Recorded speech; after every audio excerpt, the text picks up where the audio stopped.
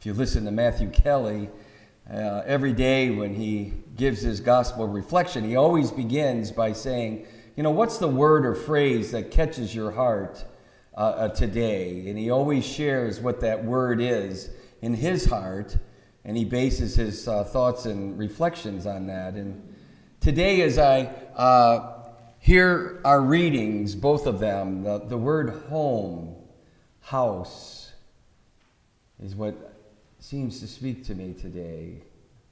And we have a saying, home is where the heart is. God's word today is going to challenge that for us.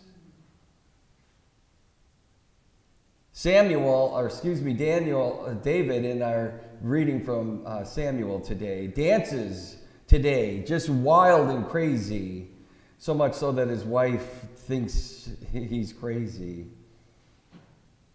He dances wild today in the city of Jerusalem because the Ark of the Covenant, which had been carried away by the Assyrians in exile, and when they had possession of it, it did all these evil things were happening, so they got rid of it, and it's been in this home of a good and faithful servant for all these years, and now it's brought back, and David dances wildly before the ark because now God is home.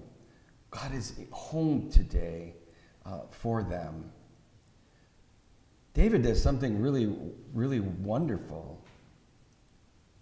He gives everyone that comes to that celebration today a loaf of bread, some meat, and a raisin cake to take back to their home, to continue that celebration, to know that God is going with them. It's a precursor to what we do here today. It's of that Eucharist.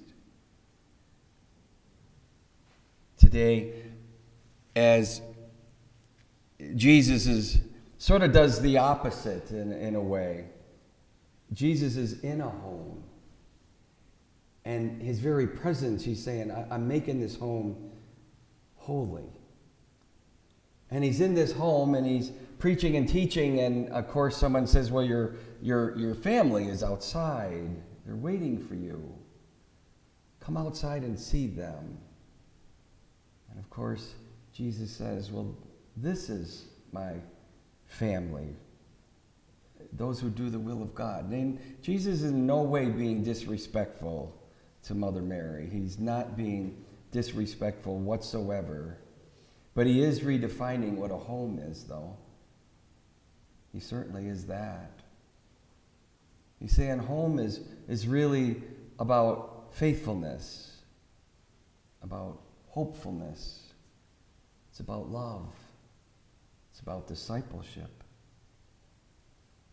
Today, as we think of our homes, who would we invite to our home today? In light of the violence that's going on in our country, who would we invite today to our homes? Who would we open our heart up to truly love today and not see as an enemy? God's word is always going to challenge us to move forward in his grace, in his love. And we're always going to be asked to step out into that.